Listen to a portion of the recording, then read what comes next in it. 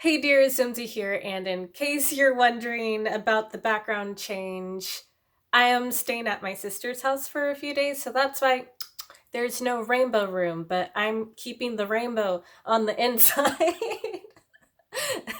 Because today I am talking about In the Ravenous Dark by A.M.Strickland, and I was super excited as soon as I heard this book pitched as a story about a pansexual blood mage who leads a revolution with the help of their ghostly guardian. And I'm like, heck yeah, sign me up. I love dark magic and necromancy. So yeah, today I want to give a review of In the Ravenous Dark, and I will be doing a non-spoiler section as well as a clearly marked spoiler section because I have some juicy details that I want to get into.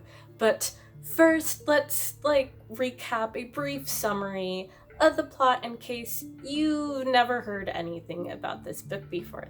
Now, this story takes place in Thanopolis, where bloodmages are prized possessions of the king, and they are bound to a ghostly guardian who both protects and controls them. Now, Rovan's father, our main character, he died trying to save her from this fate, to keep her free, so she has spent her whole life concealing and hiding her magic. That is until she turns 19 and she accidentally reveals her magical powers, so she is captured and thrown into a web of intrigue.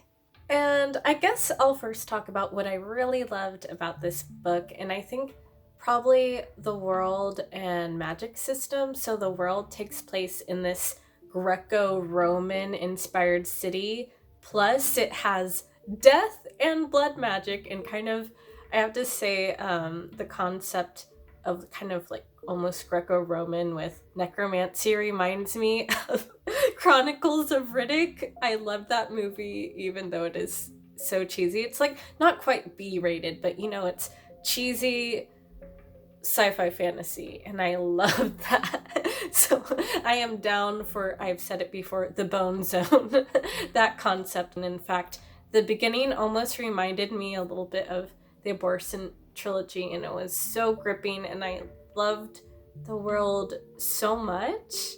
And I also really loved the characters. Those are the stars of this book. Like Rovan, I think it's Rovan. I'll just go with Rovan, but she was a fantastic MC. She was stupid.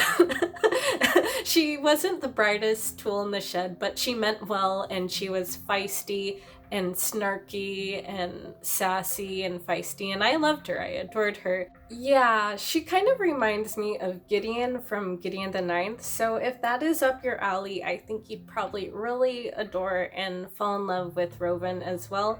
And probably my other favorite part of the book, besides Rovan herself and the necromancy, blood and death magic going on, is probably the relationship between Rovan and her ghost guardian. Like, it's implied by the author, like in the Goodreads blurb that she wrote up, that there is a ghost romance, and that part I enjoyed. Like, it's basically kind of the enemies to lovers or reluctant allies to lovers slow burn trope, and I just really relished and loved the tension between the two. Like, even though Rovan is under his guardianship and control, she holds her own, and she sasses him out, and she's like, F you in the face.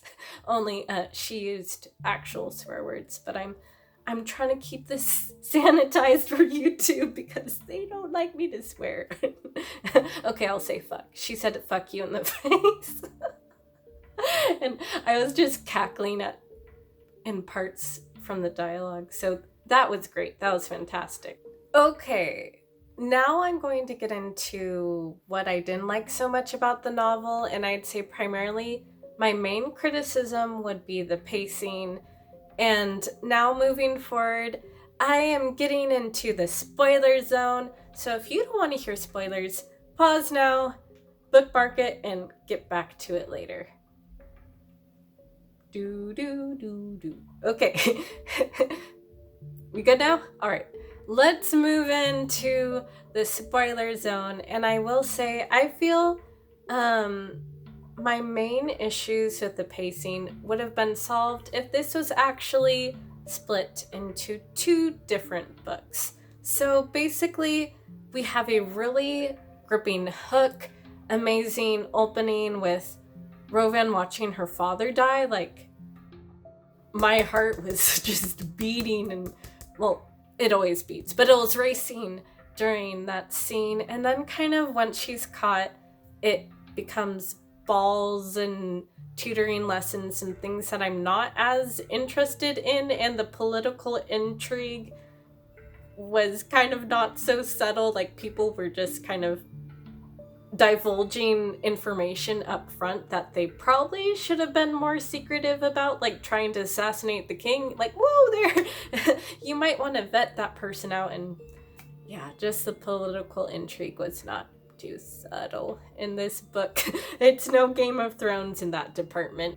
And yeah, kind of going off of that, I felt like the 2 different confrontations of the king, the first time with her as a human blood mage and the second time with her as a revenant, I felt like those could have been and probably should have been 2 separate climaxes for 2 different books, because I really did like once she became a revenant, like this undead, almost vampire creature. She sucks blood, so basically a revenant is like a vampire, and I thought that was awesome that she became this powerful undead creature. That's so cool. I wanted more of that. I wish like we could have gone like a whole novel of her learning how to control her bloodlust and come into her power and then finally confront the king again.